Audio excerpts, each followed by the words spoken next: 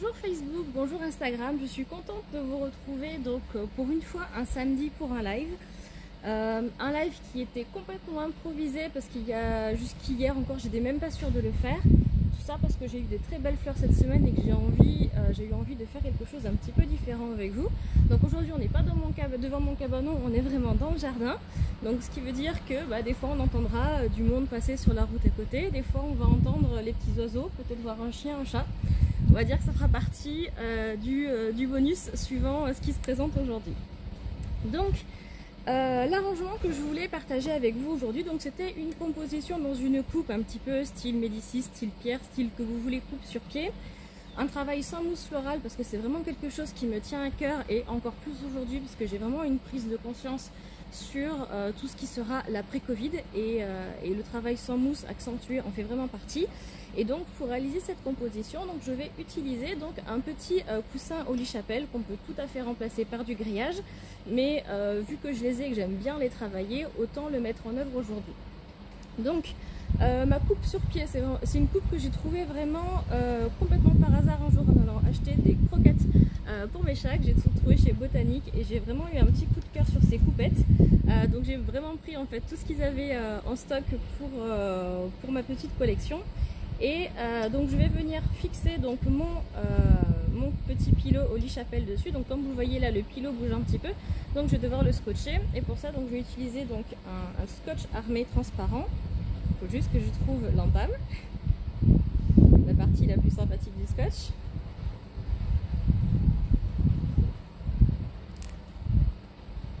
Donc ce scotch là est complètement transparent, donc ce qui me permet de l'adapter sur des contenants en verre mais également des contenants opaques comme celui-ci, tout en restant très discret.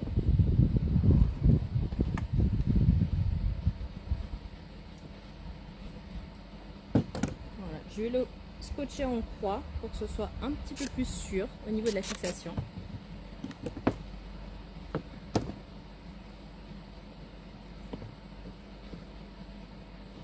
Voilà.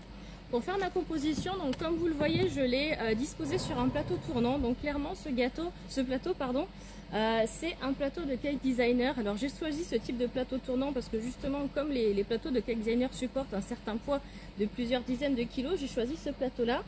Je l'avais acheté je crois entre 24 et 30 euros, je ne me souviens vraiment plus du prix parce que ça fait un certain temps que je l'ai maintenant, mais c'est vrai que c'est un plateau qui continue à faire ses preuves, que j'utilise beaucoup en fait quand je fais mes centres de table parce que ça me permet en fait très facilement de pouvoir faire pivoter ma composition sans abîmer mon plan de travail en dessous et ça me permet également d'être légèrement surélevé.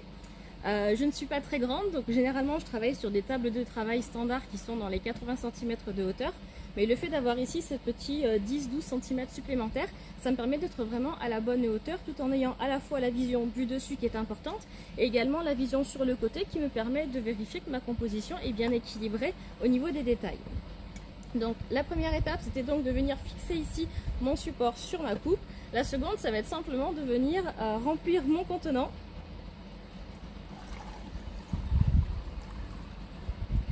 Donc cette coupe là je l'aime particulièrement parce qu'on a un grand volume d'eau à l'intérieur, ce qui est forcément très intéressant quand on va travailler des compositions parce que ça permet de mettre plus de fleurs et de pouvoir les conserver longtemps dans le temps. Et elles sont complètement étanches, ce qui est aussi un point toujours à considérer quand on investit dans ce genre de contenant.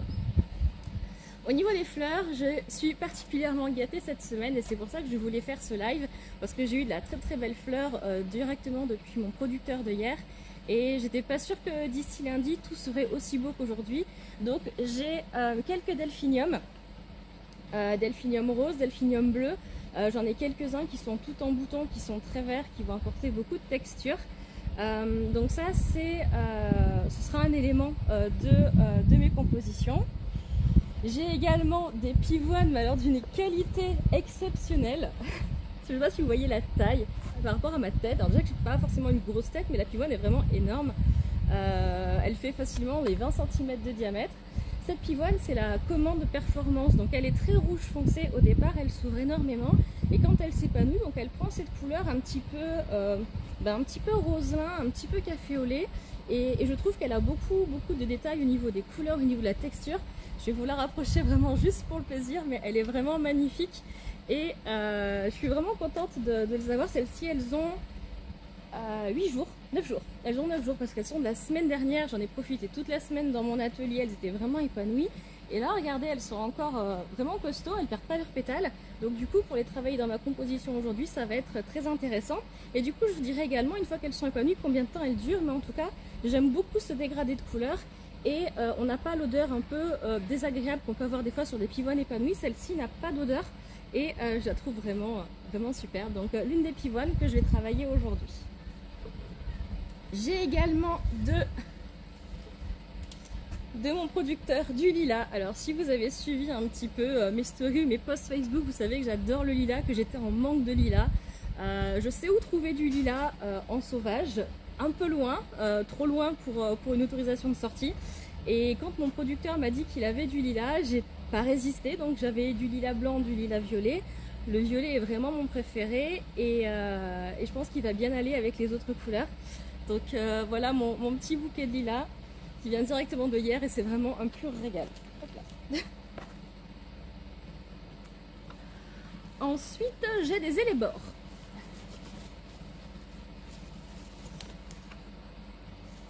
J'ai différentes variétés d'élébores. Les élébores viennent du jardin de maman.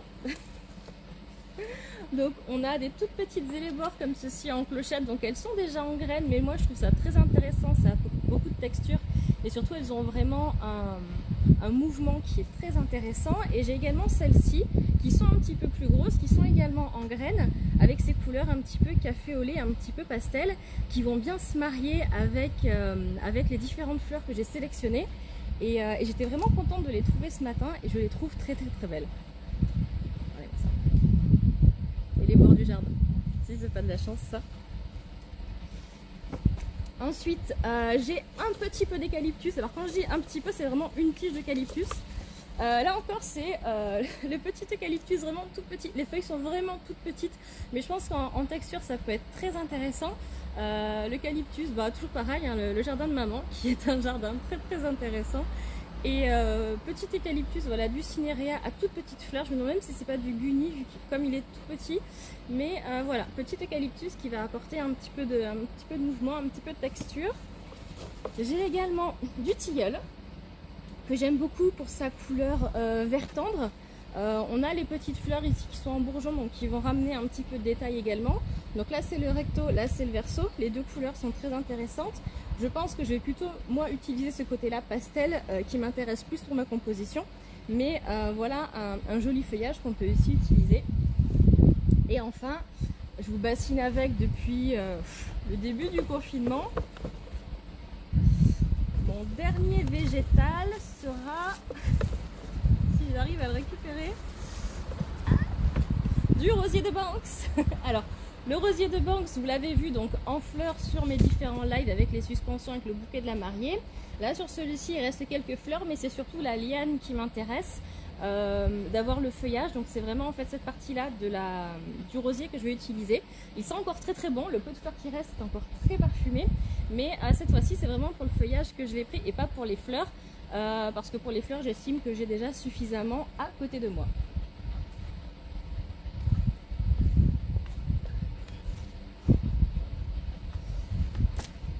Donc je vais préparer mon plan de travail en positionnant mes différents végétaux à proximité. Je travaille tout le temps comme ça parce que ça me permet vraiment d'avoir mes différentes fleurs sous les yeux, mes différentes quantités et de voir justement la façon dont les textures peuvent se marier, peuvent s'associer. Donc je place toujours en fait soit quand je suis en série pour faire du mariage, les bacs à proximité pour avoir vraiment tous mes végétaux en visuel, soit comme ici simplement mes fleurs posées directement sur ma table, prêtes à être travaillées.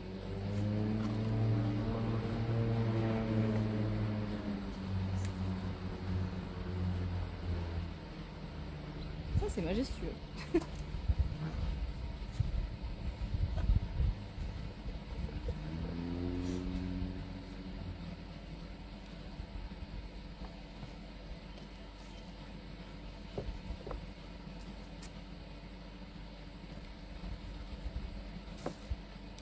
Donc c'est parti pour cet arrangement. Donc ça va être un arrangement qui va être déstructuré, ça va être un arrangement qui va être relativement flou, avec beaucoup de retombants parce que c'est un mouvement que j'aime énormément et je trouve que les végétaux qu'on a en cette saison permettent justement d'avoir ce côté un petit peu nature, un petit peu flou.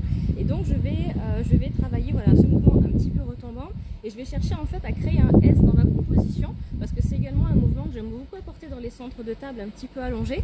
Et avec les végétaux que j'ai, je vais voilà, pouvoir travailler donc cette ligne-là. Donc un côté qui va un petit peu remonter, un côté qui va être un petit peu retombant, avec donc les différents végétaux que j'ai à ma disposition.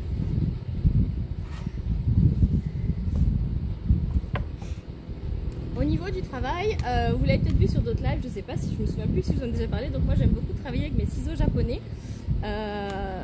Ça doit faire à peu près un an et demi que je ne travaille qu'avec ces ciseaux-là parce que je les trouve particulièrement confortables. Même pour une petite main, je trouve que j'ai une très bonne prise avec. Ils peuvent couper aussi bien de la petite tige que de la grosse tige. Et la lame s'use très lentement, évidemment. Je ne coupe pas de fil de fer avec. Je coupe pas de fil de fer avec. Donc j'ai vraiment quelque chose, un bon outil en fait pour travailler avec moi. Donc je vais commencer par venir placer, donc toujours pareil, je viens commencer donc avec mes fleurs qui vont apporter un mouvement, qui vont apporter une ligne. Donc là en l'occurrence je vais commencer avec mon lilas. Vous l'aurez compris, moi le lilas fait partie de mes fleurs préférées en cette saison, donc forcément je vais le mettre un petit peu en avant par rapport à mon arrangement.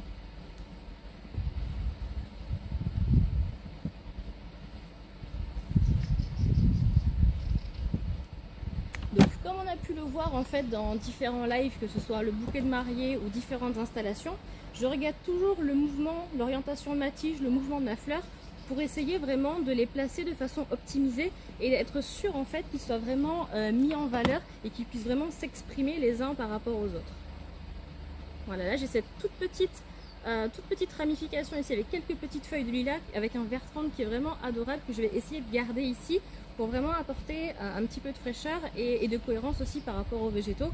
Pareil pour celui-ci, je ne vais pas le couper, je vais le laisser, j'ai nettoyé toutes mes autres feuilles, mais par contre celle-ci elle apporte un petit peu de fraîcheur que je vais garder dans mon arrangement.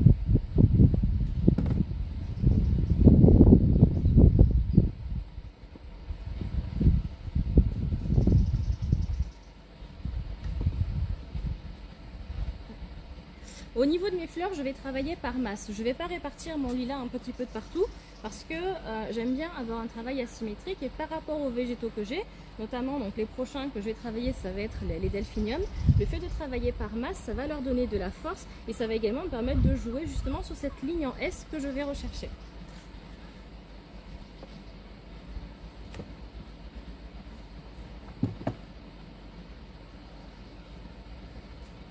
Si vous faites la même chose ou si vous souhaitez faire la même chose avec du grillage, ce qui va être très important, ça va être de réaliser une boule de grillage afin que votre tige puisse se coincer sur la partie supérieure et la partie inférieure, exactement comme on a vu sur les précédents lives avec le bouquet de la mariée ou bien la suspension. C'est le fait d'avoir deux niveaux de grillage qui fait que les tiges en fait viennent se caler. Et quand je travaille ici donc avec mon petit pilot au lit chapelle, je fais en sorte que mes tiges passent dans les deux niveaux de la soucoupe afin de venir se caler et tenir.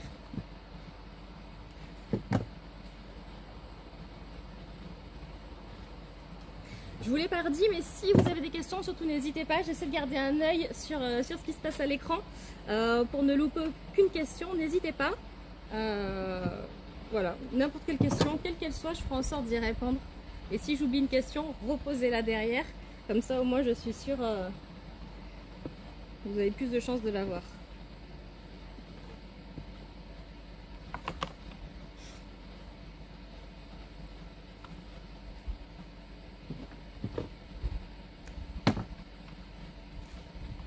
Donc là, je viens de travailler aussi bien les tiges principales que les ramifications parce que ça me permet d'avoir différentes couleurs, différentes nuances, différentes textures et je trouve que c'est très intéressant après dans l'arrangement final d'avoir ce genre de petits boutons qui va apporter justement de la profondeur, du rythme, etc. Je ne vais pas tous les mettre, je vais en garder pour la fin, mais je viens voilà, commencer à remplir un petit peu mon arrangement.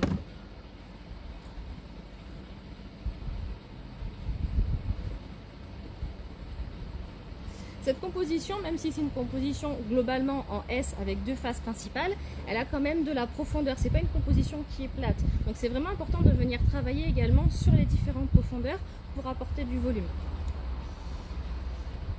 Alors j'ai plusieurs questions à la fois. Où tu te fournis pour le grillage? Alors pour le grillage, je prends du grillage à poules en magasin de bricolage, donc Bricomarché, Leclerc, Castorama, peu importe. Moi j'utilise plutôt le verre parce que je le trouve plus facile à dissimuler. Il est de la même couleur en fait que le pilot ici, et je trouve qu'à manipuler il est plus agréable, et surtout comme je le récupère après, ça me permet en fait vraiment de le rentabiliser facilement. Quelle est la durée de vie de la composition? Ça tombe bien, j'ai deux personnes qui m'ont posé cette question-là. Alors très honnêtement sur celle-ci, vu que je la fais devant vous, j'en ai aucune idée. Je pense comme on est sur des fleurs quand même qui sont relativement fragiles, qui sont relativement avancées, je pense qu'on doit être à peu près sur du 3-4 jours.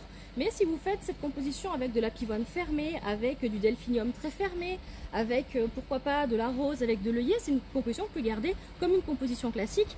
Et même, j'ai envie de dire peut-être même un petit peu plus, parce que le fait que les tiges soient directement dans l'eau, elles boivent bien mieux que si elles sont dans un substrat. Oui, le live est enregistré, il sera disponible donc en replay pendant 24 heures sur Instagram, il sera disponible en replay sur Facebook, et également je vais essayer de le mettre sur ma chaîne YouTube, comme ça vous pourrez le consulter bien après. Maintenant, je vais essayer de placer mes grosses pivoines. Donc ma pivoine, ça va vraiment être une fleur focale de ma composition, déjà parce qu'elle est vraiment très très grosse, elle est vraiment très présente. Donc je vais la placer en fait de façon stratégique. Déjà je vais la placer relativement courte. Pourquoi? Parce que si je plaçais une grosse pivoine ici en extérieur, ça viendrait vraiment alourdir ma composition, et c'est vraiment pas mon intérêt. Moi je tiens vraiment à avoir des extrémités plutôt fines et une base qui va être un peu plus en profondeur, un peu plus conséquente. Donc là j'ai passé une première pivoine ici face à vous. Je tourne ma composition et je vais en placer une seconde de ce côté-là, légèrement en diagonale.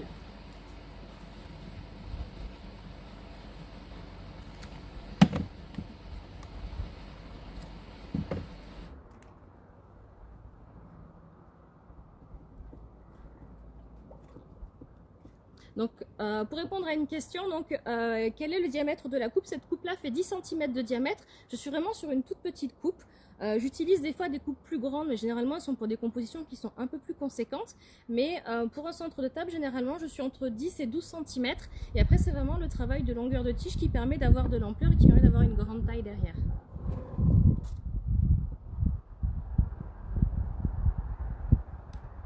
Pour le grillage, c'est très simple.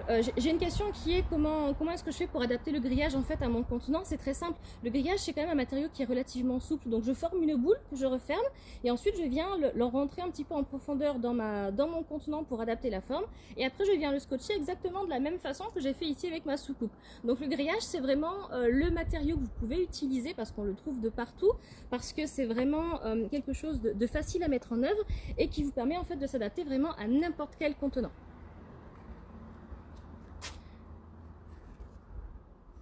La coupe est en quelle matière? C'est de la résine, c'est une coupe en résine. Donc elle fait effet pierre, mais elle est complètement étanche et c'est vraiment de la résine. J'ai également des coupes métalliques. Pour les coupes métalliques, soit elles sont étanches, soit je mets un insert en plastique à l'intérieur pour éviter que l'eau ne coule. Et pour répondre éventuellement à une future question, pour les contenants en verre mercurisé, je vais également mettre un contenant en plastique à l'intérieur ou un contenant en verre, parce que le verre mercurisé généralement est peint de l'intérieur, et quand on met de l'eau, la peinture a tendance à s'écailler et donc à perdre son aspect mercurisé. Donc pour tout ce qui est contenant en verre mercurisé, je mets toujours un insert à l'intérieur, et pour les contenants métalliques, je le fais s'ils ne sont pas étanches. Normalement, j'ai répondu à toutes les questions, je peux continuer. Mais n'hésitez pas, j'adore répondre à vos questions parce qu'il y a toujours des questions très intéressantes et très pertinentes. Généralement, ces questions que vous vous posez, je me les suis posées déjà il y a quelques temps. Donc c'est très enrichissant pour vous comme pour moi d'oser ces questions. Donc surtout, n'hésitez pas, ça me fait très plaisir. Voilà, donc là je viens, maintenant que j'ai placé mes pivoines ici, je viens replacer un petit pied d'alouette, voilà, pour venir renforcer ici mon côté. Et vous voyez avec quelle facilité je peux venir faire tourner ma composition. Je risque pas de la renverser, je risque pas d'abîmer mon plan de travail en dessous, c'est vraiment pratique.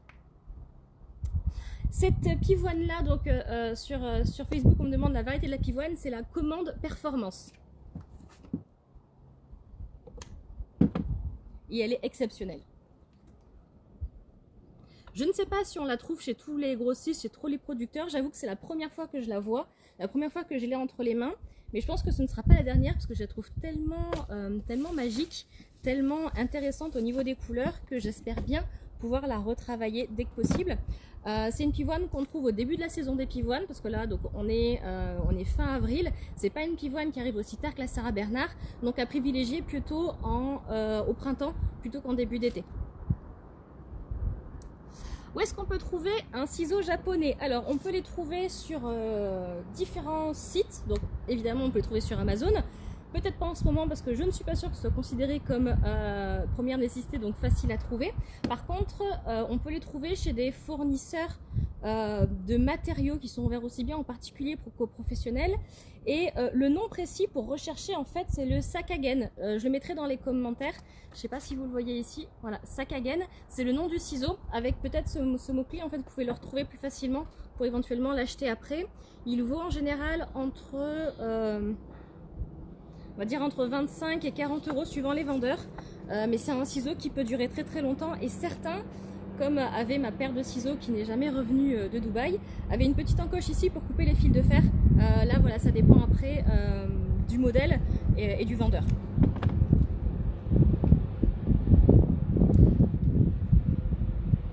Voilà, donc là je viens ajouter ici mes petites élébores, donc ce sont les plus foncés et je viens les travailler donc à proximité de mon lilas en fait pour avoir un petit raccord en fait au niveau de la couleur, au niveau des matières.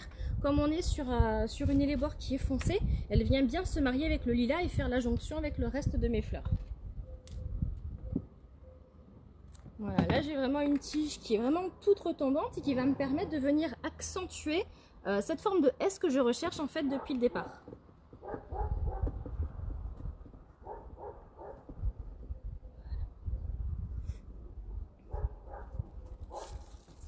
Là ensuite j'ai des élébores qui sont un petit peu plus clairs, donc que je vais utiliser plutôt dans cette partie là qui est un peu plus claire dans ma composition. J'ai celles-ci qui sont un petit peu violines, café au lait qui vont me servir également pour ma transition. Alors j'ai Ingrid qui nous dit chez Niwaki, j'ai du mal à lire avec la distance mais apparemment Ingrid en a, c'est où on peut en trouver, donc c'est dans les commentaires Instagram. N'hésitez pas à aller jeter un petit coup d'œil. Voilà, ça j'adore. Alors j'enlève un petit peu, j'épure un petit peu ma tige d'élébore parce que cette feuille-là je trouve rapporte un petit peu trop d'éléments, donc je viens un petit peu épurer ma tige pour pouvoir la travailler un petit peu plus facilement dans mon arrangement.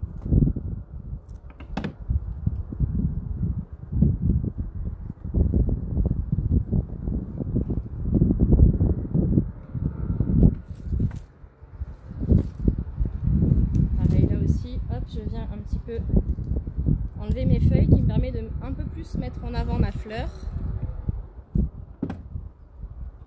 Là je vais venir travailler un petit peu plus sur la profondeur.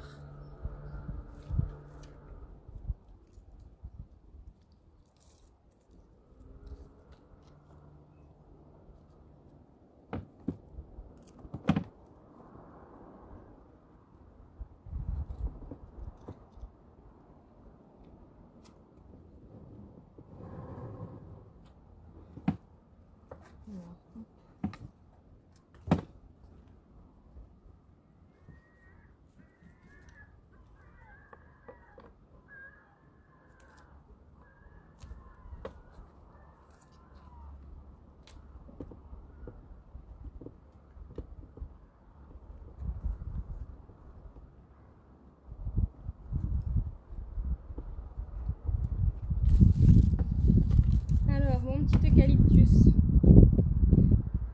maintenant que j'ai taillé, je suis obligée de l'utiliser. Pareil pour le tilleul.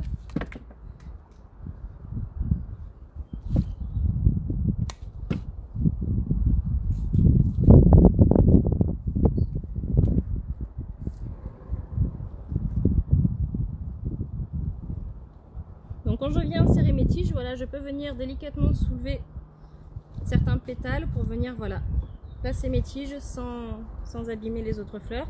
Puis après je viens vraiment les positionner, les placer, les coiffer un petit peu pour que chacun ait sa place.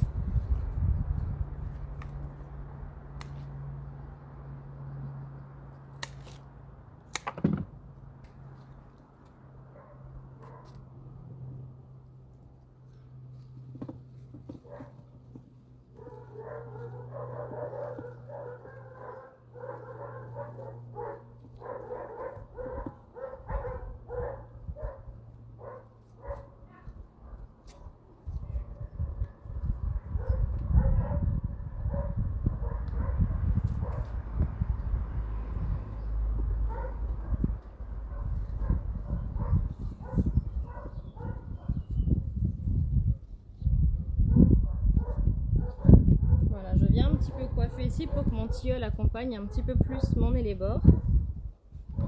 Et là, celle-ci, je viens un petit peu la raccourcir parce que finalement, elle est un petit peu trop longue. Voilà, comme ça, elle vient juste ici en fait souligner le lilas juste en dessous.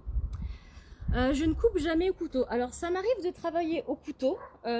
J'avoue que quand je suis en plein rush, je prends le premier outil qui me tombe sous la main. Donc ça peut être un couteau, ça peut être le ciseau japonais. Mais c'est vrai que j'aime tellement en fait travailler avec que j'utilise constamment. Et comme la lame est vraiment de très bonne qualité et vraiment durable et surtout j'en prends vraiment très grand soin, les tiges ne sont absolument pas écrasées. On a vraiment une coupe bien nette au niveau de la fleur, y compris des tiges délicates comme du pois de senteur par exemple ou comme du musotis. Donc c'est vrai que c'est un outil en fait que j'utilise énormément.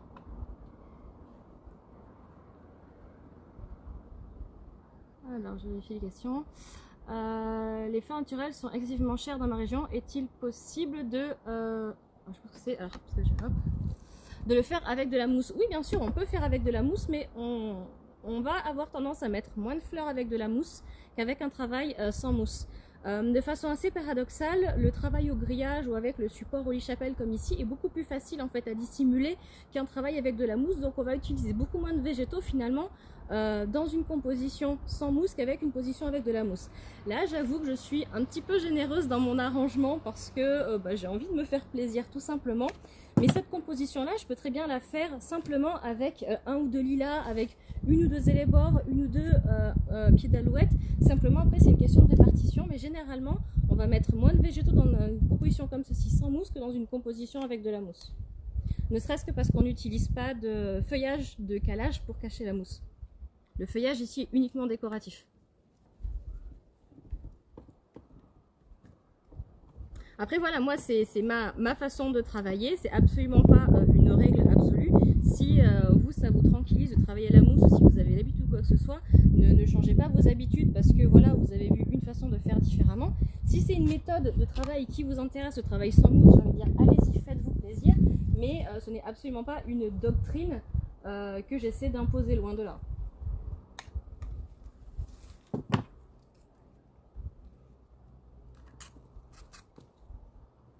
Voilà, là c'est mon petit rosier qui vient juste apporter, voilà, un petit peu accentuer mon mouvement, rapporter un petit peu d'élégance.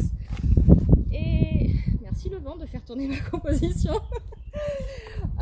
J'ai le sentiment que ma composition ici est terminée. Je la regarde sur différents angles. Peut-être ici que je remette un tout petit peu de feuillage ici pour cacher mon support que l'on voit encore un peu, un support ou peut-être une petite fleur.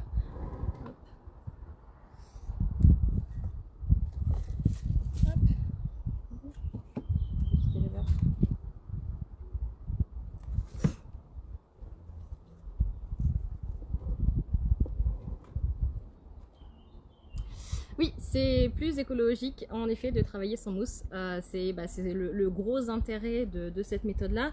L'autre intérêt, il est aussi financier parce que la mousse, ça reste un produit qui est jetable. Alors là, récemment, j'ai reçu un colis de mousse minérale qui vient d'un fabricant hollandais. Je ne l'ai pas encore testé, mais je sais que Gwenaëlle Chen l'a déjà testé et apparemment, elle est assez agréable et surtout, elle est complètement compostable.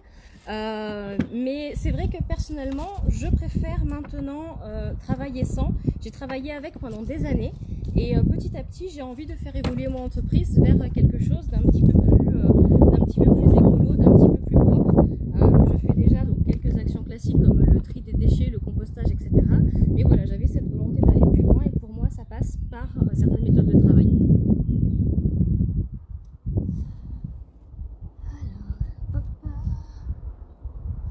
Une composition comme celle-ci se facture combien? Honnêtement, je n'en sais rien, tout simplement parce que je n'ai pas les prix d'achat, que certaines fleurs ont été glanées.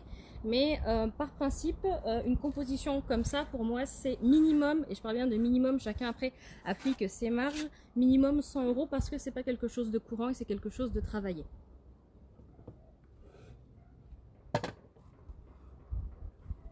Merci pour les commentaires.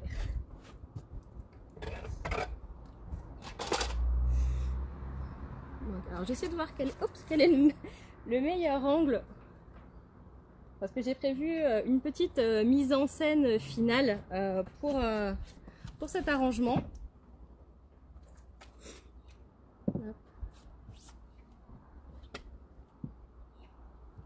Donc vous avez vu, c'est quand même quelque chose qui est assez rapide à réaliser.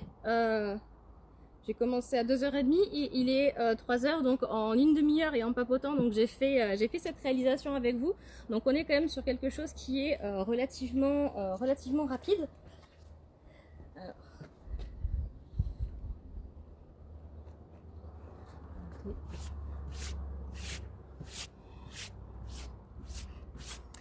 Merci, merci.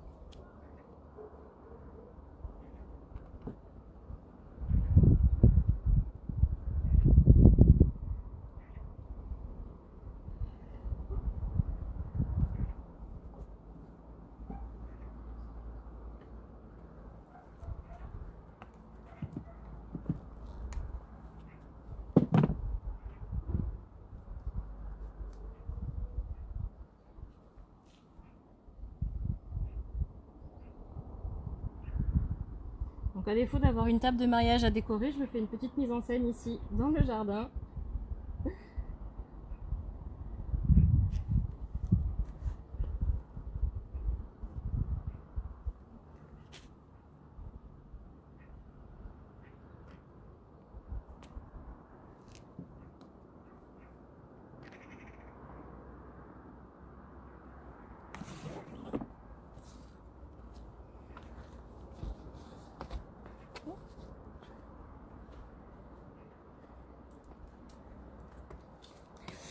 Et voilà, je vous remercie donc de m'avoir suivi sur ce live. C'était vraiment voilà, une petite improvisation parce que j'avais vraiment envie de jouer avec ce mouvement, avec ce beau lilas que j'avais et ces belles pivoines qui sont vraiment exceptionnelles. Je vous remercie donc de m'avoir accompagné sur ce live.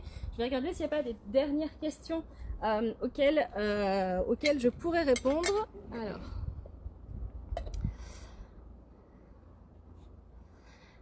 Séverine, cela me ramène à Noirmoutier. Bah oui, c'est ce qu'on avait fait effectivement sur la formation.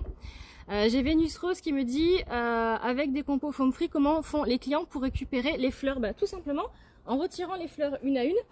Les clients peuvent après se composer un petit bouquet et partir avec, mais généralement comme je fais le démontage en fait le lendemain du mariage, je récupère mes compositions, j'assemble des petits bouquets que je leur mets à disposition dans des petits verres et après les invités peuvent repartir avec. Ça fait partie en fait voilà, de la prestation et de ma façon de travailler. Et alors je vais aller voir maintenant du côté, c'est pas très pratique avec la table, du côté d'Instagram, pas de questions pour l'instant donc super. Donc merci à vous tous donc d'avoir suivi ce live donc qui était un petit peu improvisé parce que d'habitude j'essaie d'avoir un planning pour vous prévenir un petit peu voilà des différentes lives, des différentes animations que je propose dans la semaine. Merci à vous d'avoir participé, d'avoir posé des questions, d'être encourageant.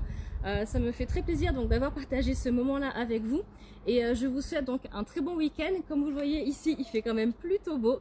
J'ai cette chance-là. Et je vous souhaite donc un très bon week-end et je vous dis à très bientôt et comme toujours, prenez soin de vous. Merci beaucoup.